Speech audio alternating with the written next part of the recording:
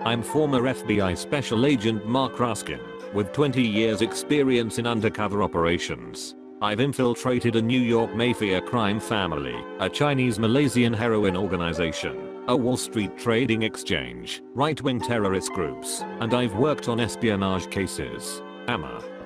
During an undercover operation, have you ever got this feeling? Oh, shit, they know. That's it, this is my end. If yes, how you coped up with it? I was in a car with a subject. He was driving. Generally a big mistake for Iraq, but this was in the early days, and I learned as I went along. And he said to me, how do I know you're not an FBI agent? I was posing as an Argentine public official receiving bribes in exchange for contracts, a white collar case. My response was that if anyone should be worried about the law, it was me, not him, as in my country they'd lock me up and throw away the key if I got caught. For some reason, the logic seemed to satisfy him, and the moment passed. What was the craziest thing you ever saw in your years as a special agent? Working on the dark side, I often was exposed to the people whose greed made them act in ways we would think of as crazy. Such as the nuclear engineer, who offered to sell me, believing I was a spy for a hostile nation, the blueprints for making a dirty bomb for use here. And he was American.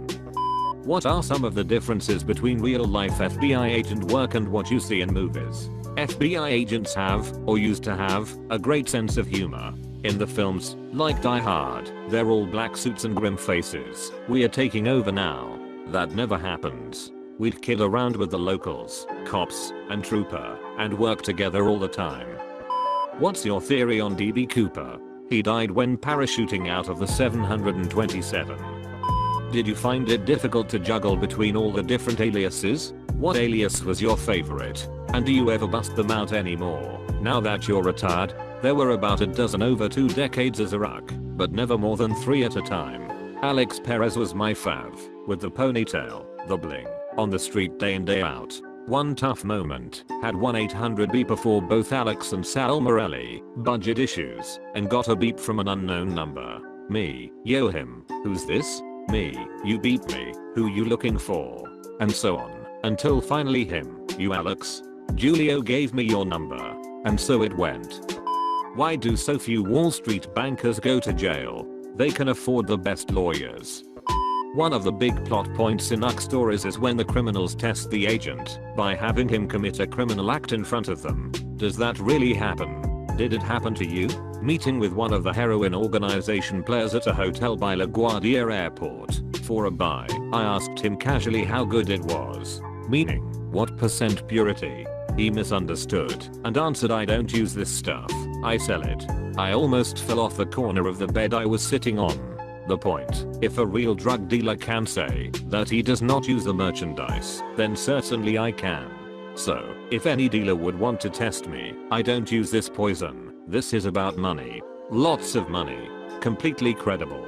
If a subject were to ask me to commit some kind of criminal act so as to prove myself, the response, in line with being a real criminal, would be what? Are you kidding? Forget about it. I'll take my business elsewhere. Looking like I was willing to walk away from a deal always enhanced my credibility. Aren't you worried you just posted the target on your back to Reddit? They were doing their job, and I was doing mine. Most guys understand that, and having the entire weight of the FBI come crashing down isn't what most former subjects are looking for. What do you think about conspiracy theories in general?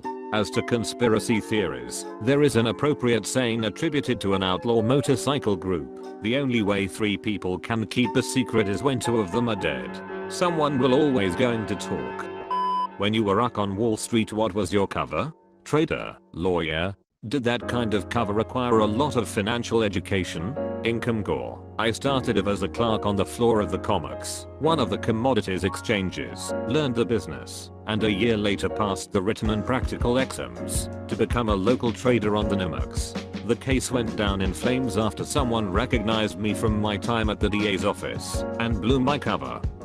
Has there been any occasion where your mission/objective conflicted with your own personal ethics? Edit. Follow-up question. Given your experiences, how has your perspective of the world changed from when you started to now? Before working as a rock, it was black and white. The good guys, us, and the bad guys, them. I came to realize that it's a continua. Evil on one end, mother this sad on the others, and most everyone in the middle. And early on, I did form friendships with subjects, was invited to an intimate wedding, had a guy's son scratch my funny initials on his skateboard. Did not make me feel great. When you were actively undercover, was duplicity more like a game to be won, or a burden to bear? Not a burden. Rather a way of life.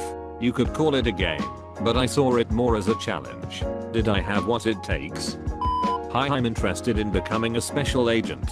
I'm a 23-year-old male with a degree in PR and a National Guard intel officer. I plan on either getting a master's in international relations or a law degree. My other plan to be competitive is just volunteering to get orders overseas. Any advice? The law degree would be the way to go. Makes you more competitive. Not so for the MSIA. What are your thoughts on James Comey?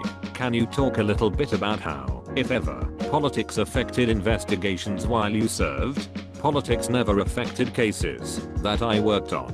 One of the reasons I was attracted to law enforcement was that, ideally, it's subjective and not political.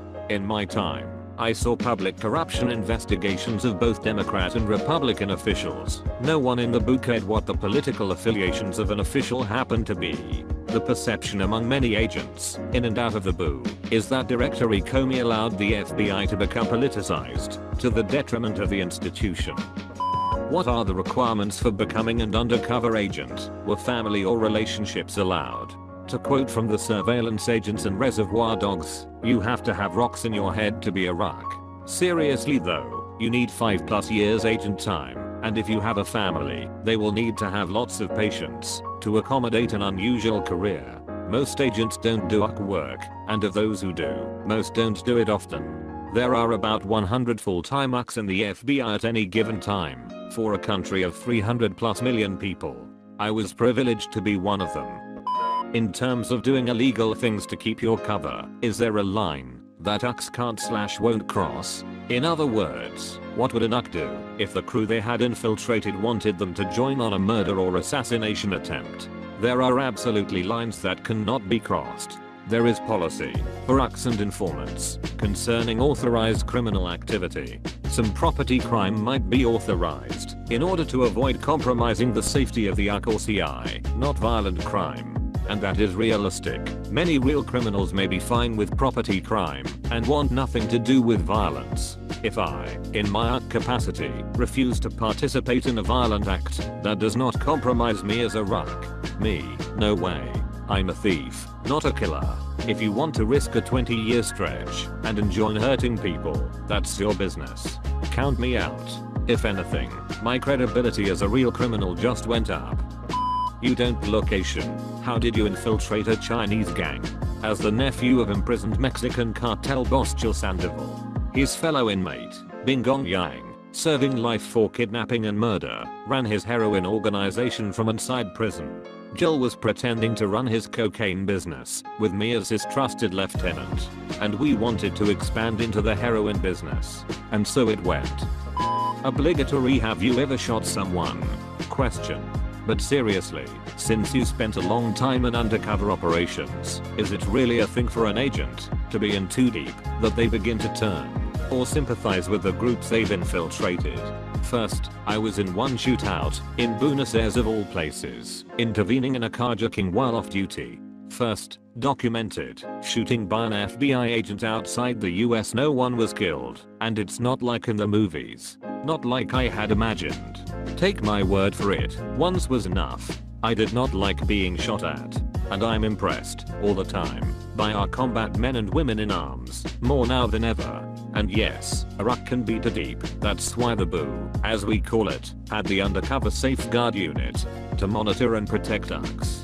Check out Born with UC Pat Livingston to see what can happen to a RUC who spends too much time on the dark side. What is the strangest thing you've had to put on an expense report for an operation? Myself and Agent Ritteref put together carriers for my mini Nagra recording device that would allow me to carry it the place least likely to be searched. Guess. It had an elastic waistband and flaps with velcro pockets in the front and was worn over briefs with baggy pants. I'd cut hole in my right pants pocket to run the on-off switch. held in place with a safety pin. Very high tech. The bean counters authorize the minimal expense for the materials, but voucher must have read a bit odd.